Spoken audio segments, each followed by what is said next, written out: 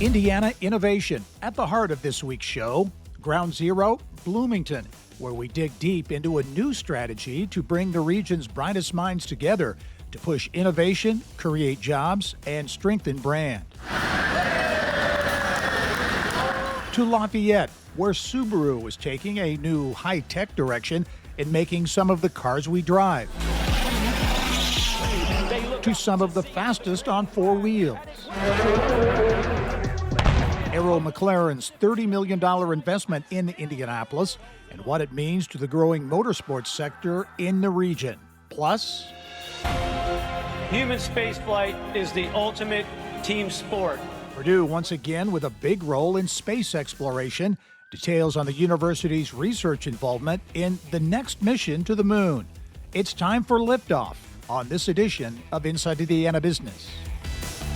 From Indiana's business news leader, this is IBJ Media's Inside Indiana Business with Gerry Dick, presented by Elevate Ventures, Indiana University, and the Indiana Association of Realtors.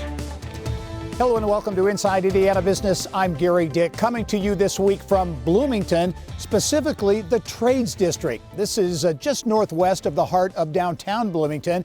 It is home to The Mill, which is a co-working and innovation space that launched here in 2018. This district also includes The Forge, which is Class A office space. There is a hotel project in the works here as well, all part of a 65-acre certified technology park. And this week, it was the scene of an announcement billed as a transformational moment for the region. This is the start of something awesome. We learned that people can build things in Bloomington, that we can compete. It was an announcement years in the making. Bloomington's public, private, and academic sectors joining hands to form Amplify Bloomington, a civic platform designed to connect the region's research, business, and startup assets to grow wages, population, and brand reputation. For decades, Bloomington was powered by big factories and global manufacturers, iconic names like RCA, Otis Elevator, and General Electric that produced thousands of good-paying jobs. But as factories closed and jobs vanished, Bloomington was left searching for an economic identity. Amplify Bloomington is viewed as an answer, a win for not only what it can achieve, but for who it brings together. When higher ed works with regional partners, it helps the regional partners, but it also helps the university. IU Chancellor Raul Shrivastov says the university is all in on an effort that stands to redefine the region's identity. You look at the fastest growing areas in the country over the last 20, 30 years, and you will find at the heart of it is an institution that's driving knowledge, right? Imagine Boston without all the big universities, or imagine Northern California without the big universities. Would they be a shadow of what it is today? They won't be. And you're seeing that happen in places like Asheville. You're trying to see it in all over the country. That is what we want to create here. To me, the sky is the limit. And joining me now with more perspective on Amplify Bloomington, pleased to be joined by John Fernandez. John, the former mayor of Bloomington, who is the new CEO now of Amplify Bloomington. A major initiative, John, as you look at it, and you and I were talking off camera a moment ago, you really feel the time is right. The assets have been here for a long time, but the time is right. Why so? Yeah, it's one of those inflection points for a community where we've always had the assets. We've always had incredible capabilities as a community, but we never had absolute alignment between our corporate leadership, our civic leadership, and we have that now. I mean, the university, our major employers, the city of Bloomington, everybody's kind of moving in the same direction, working together, and we all are trying to address the same basic issues. I mean, we have to grow the community, we have to grow economically, and so we've always been the hub for entrepreneurship in Bloomington.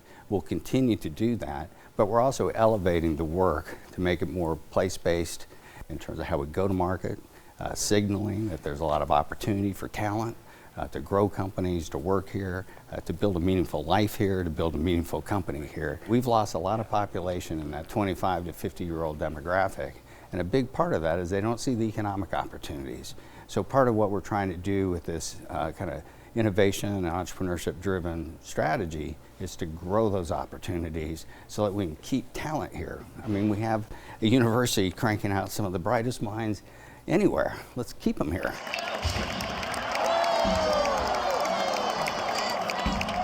How about population growth? You talk about brand. Yeah.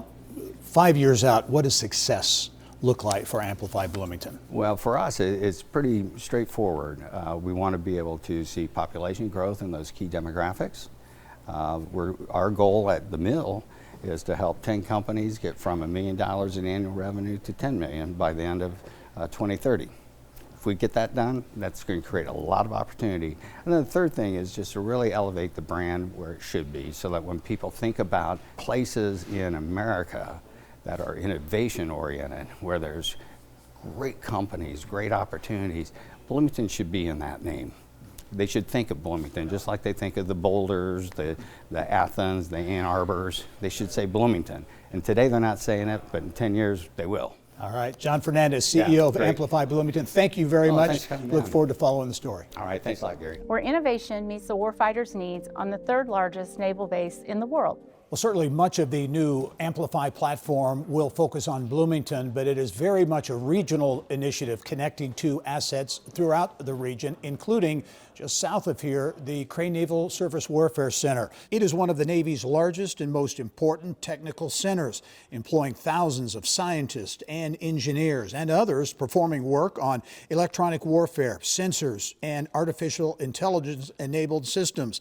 It is a technology powerhouse and an anchor for the region's tech ecosystem. It's also part of what is envisioned as a life sciences and defense corridor stretching from Crane up I-69 to Indiana University, which has long-standing partnerships with Crane that are expanding now, and further north to Indianapolis and the 16 Tech Innovation District, where IU is currently constructing the $138 million IU lab facility. It's part of a broader $250 million investment by IU to boost its life sciences capabilities. It's long-term vision that is beginning to take shape, with developments now underway in the Bloomington region. Well, I will be back here in Bloomington a little later in the show with more on the Amplify Bloomington platform, including a look at housing and talent retention strategies.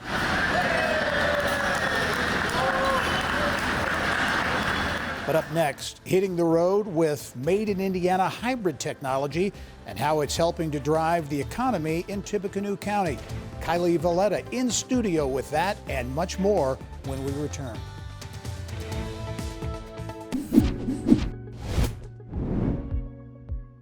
Whether you're buying or selling a home, the stakes are high. Realtors are market experts who do business by a higher code of ethics, and we're invested in Indiana because we're also your neighbors. Now here's the latest statewide real estate report. In 2025, the number of homes for sale across Indiana hit a 6-year high, with new listings jumping nearly 10% in the last 2 years. Homes also stayed on the market about 4 days longer than 2024, 2 weeks longer than back in 2021. Buyers have more options and more time to find the right home heading into 2026. But patience is paying off for home sellers, as Indiana property values continue to climb. Indiana is still one of the most affordable states for home ownership. The mortgage payment on a typical recent home purchase equals about 34% of our median monthly household income.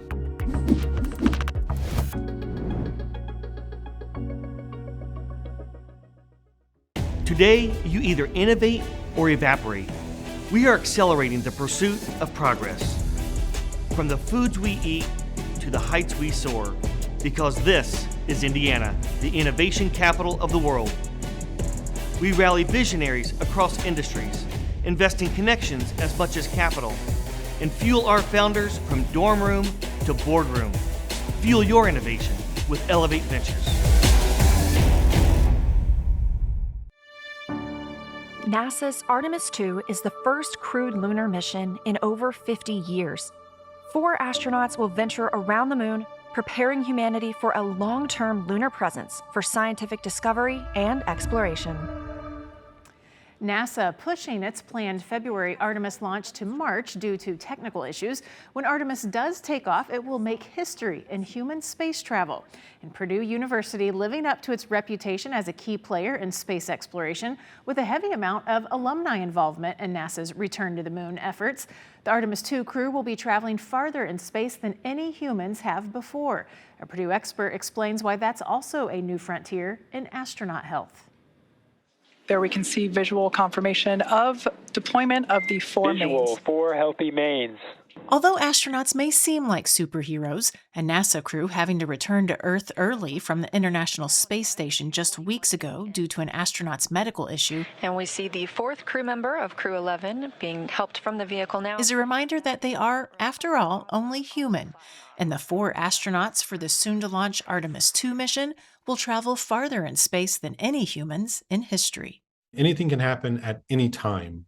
The farther we go, the harder it is to come back quickly. When you go farther away, everything gets more complicated.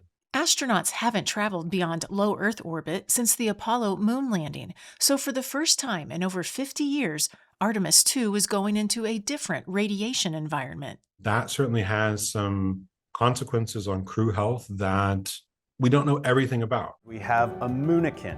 We will also have 2 torsos that are learning about the moon and learning about the environment. The uncrewed Artemis I mission used mannequins to study the biological toll of deep space radiation. For Artemis II, scientists believe the total radiation dose for the 10-day mission will be similar to that of one whole-body CT scan. Everything looks like it's going to be good, but you're not going to know until you go. Artemis II will also break ground in mental health as it blasts deeper into the cosmos than ever before. That has some pretty interesting consequences for what's your psychological state of mind when you're on board that vehicle and you're thinking about you're now one of 4 people who is farther from the rest of humanity than anyone else in all of human history. The astronauts will wear a device on their wrists to help study their well-being, activity, and sleep patterns.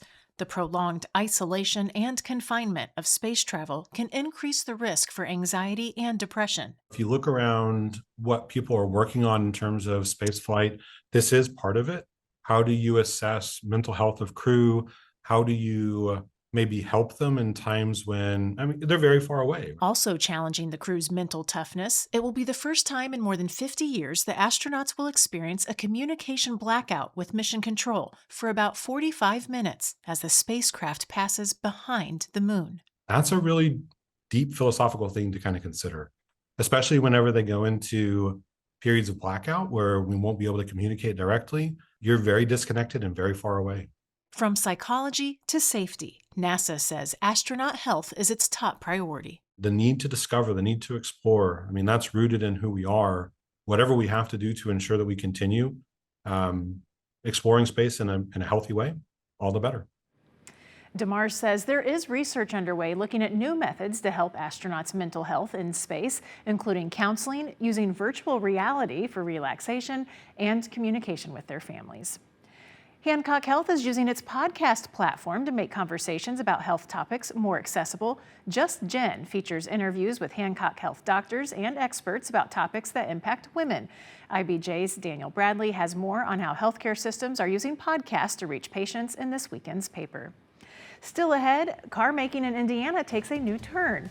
See what's new on the production line at Subaru in Lafayette and the potential impact it could have on what kind of cars we drive in the future. Serving Indiana means being ready for growing energy demands. At Duke Energy, we're adding more power to the grid and working on hundreds of local projects to make your energy more reliable. We've strengthened nearly 20,000 poles, updated more than 270 substations, and prevented hundreds of thousands of outage hours with self-healing grid technology, so your power can come back on faster than ever. That's the smarter energy future Indiana deserves.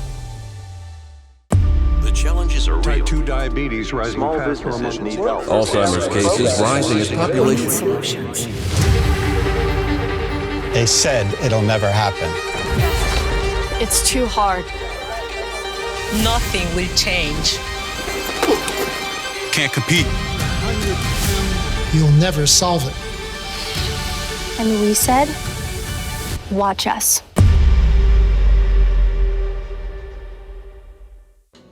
Been a while. What have you been up to? Oh, you know. Oh, I see it's not flossing. I just added some secret weapons to my toolkit. Huh? They help me drill down further, digging deeper than I ever could before. Into my business and personal finances with Lake City Bank Digital. Oh, yeah, totally. Now let's take care of that tooth. Add sharper tools for your money with Lake City Bank Digital. You are all set, Brian. I'm Devin.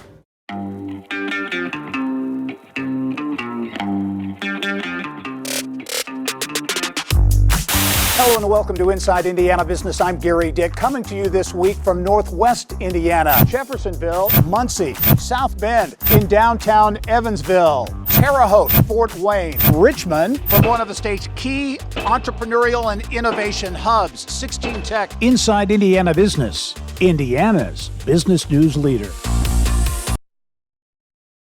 All Subaru Forester models sold in the U.S. are made at the company's Lafayette facility. This week, the company celebrated a new milestone. For the first time, Forester hybrid models are now on the production line. Sales of hybrid vehicles are on the rise nationwide, and Subaru is now able to participate in the market. The process to bring hybrid vehicle assembly to Indiana has been 5 years in the making. Is incredibly important to us. We want to continue to be an important component of the automotive industry in the state of Indiana. And by providing hybrid electric vehicles, it allows us to have products that we know are going to match what customers want. Subaru of Indiana tells us around half of all Subarus sold nationwide are assembled in Lafayette. To life in the fast lane is McLaren Racing, where the team has opened its new headquarters on the northwest side of Indianapolis. McLaren closed on a deal last year to buy the former Andretti Global headquarters on Zionsville Road for more than $10 million. In November, on the Business and Beyond podcast, McLaren team principal and Indy 500 champion Tony Kanaan explained the importance of the investment.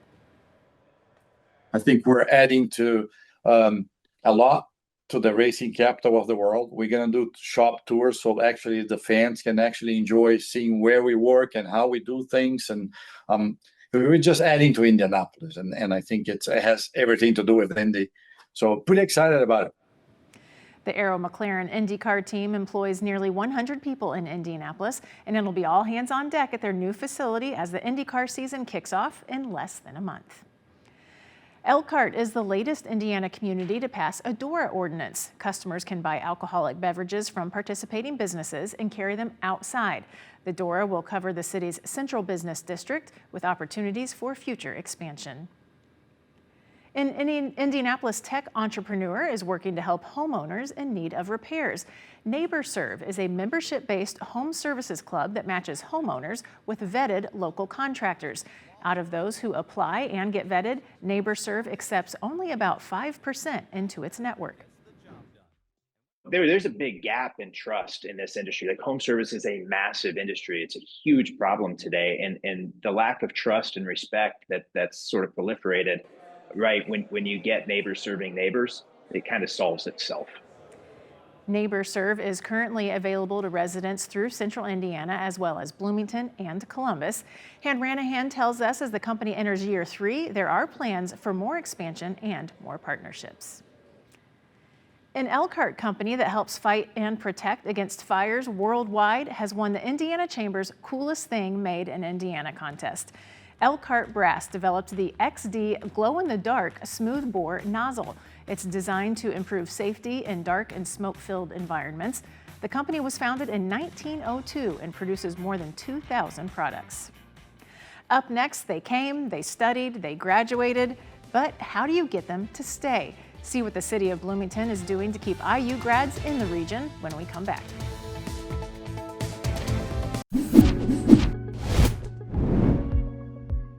Whether you're buying or selling a home, the stakes are high. Realtors are market experts who do business by a higher code of ethics, and we're invested in Indiana because we're also your neighbors. Now here's the latest statewide real estate report. In 2025, the number of homes for sale across Indiana hit a 6-year high, with new listings jumping nearly 10% in the last 2 years. Homes also stayed on the market about 4 days longer than 2024, 2 weeks longer than back in 2021. Buyers have more options and more time to find the right home heading into 2026.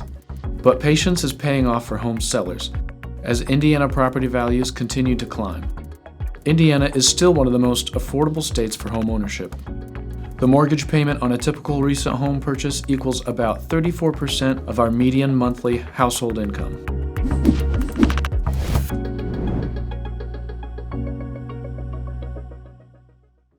Serving Indiana means being ready for growing energy demands. At Duke Energy, we're adding more power to the grid and working on hundreds of local projects to make your energy more reliable. We've strengthened nearly 20,000 poles, updated more than 270 substations, and prevented hundreds of thousands of outage hours with self-healing grid technology, so your power can come back on faster than ever. That's the smarter energy future Indiana deserves. Today, you either innovate or evaporate. We are accelerating the pursuit of progress. From the foods we eat to the heights we soar, because this is Indiana, the innovation capital of the world.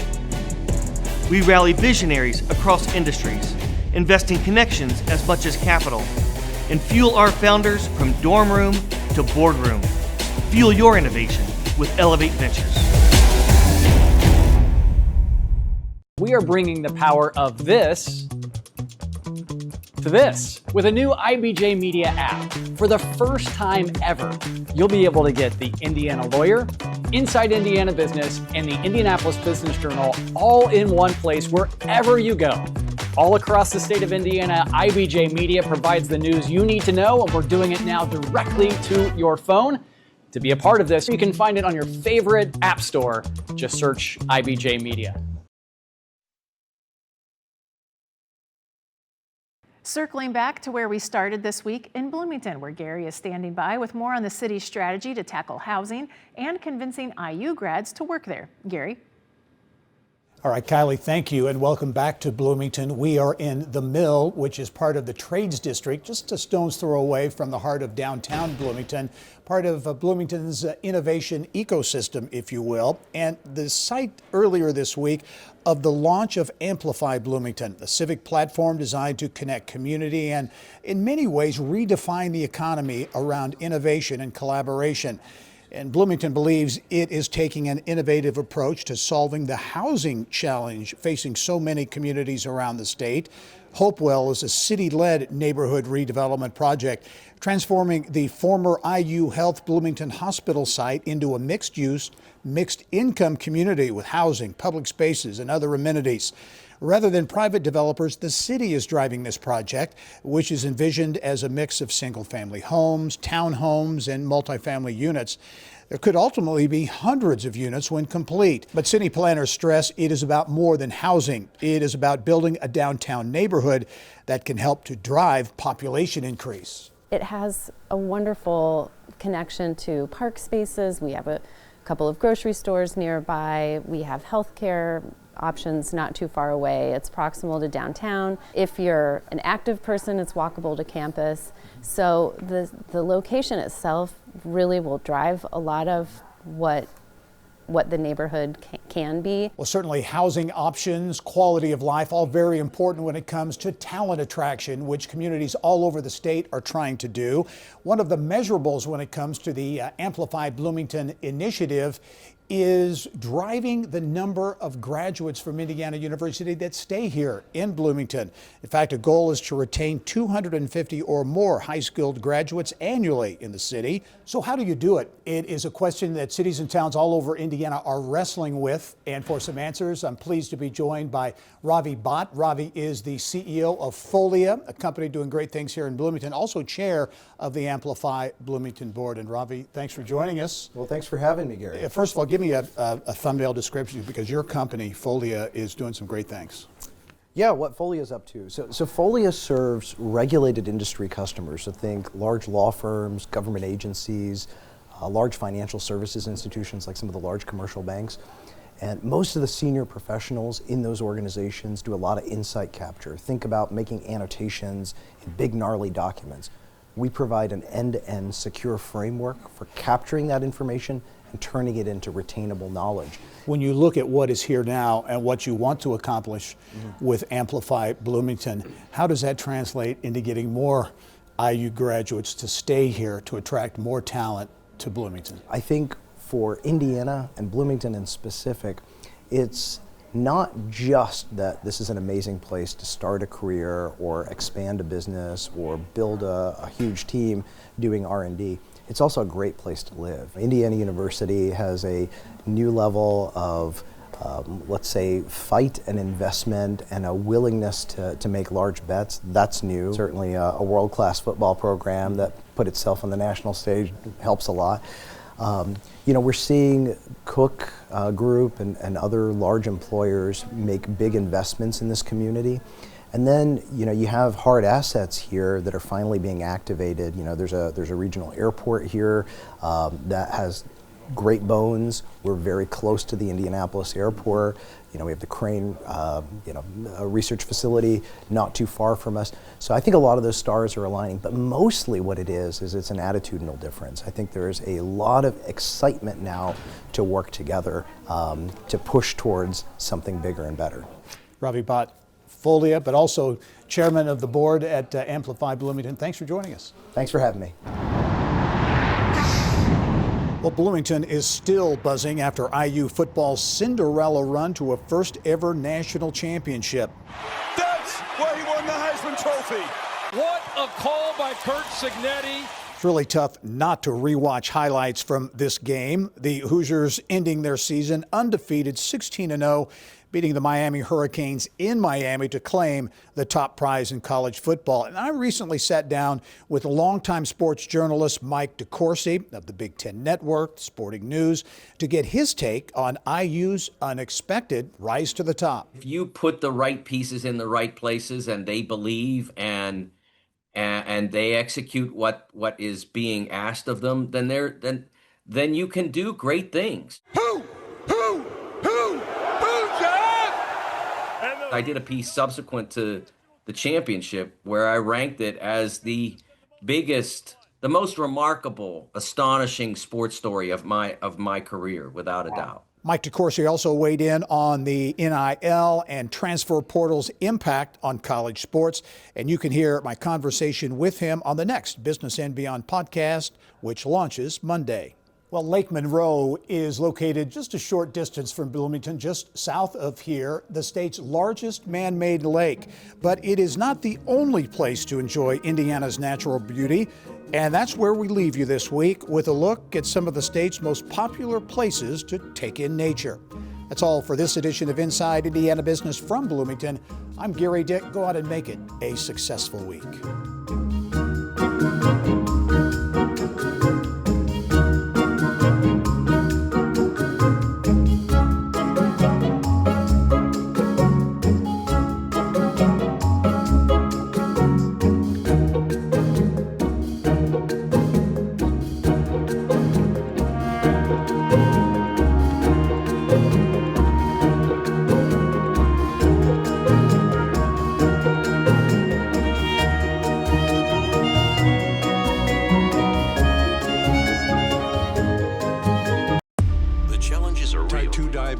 Small businesses need help. Alzheimer's cases rising as population. Solutions. They said it'll never happen. It's too hard. Nothing will change.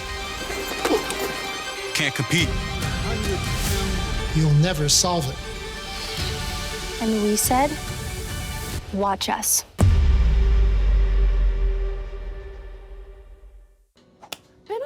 What have you been up to? Oh, you know. Oh, I see it's not flossing. I just added some secret weapons to my toolkit. Huh? They help me drill down further, digging deeper than I ever could before. Into my business and personal finances with Lake City Bank Digital. Oh, yeah, totally. Now let's take care of that tooth. Add sharper tools for your money with Lake City Bank Digital. You are all set, Brian. I'm Devin.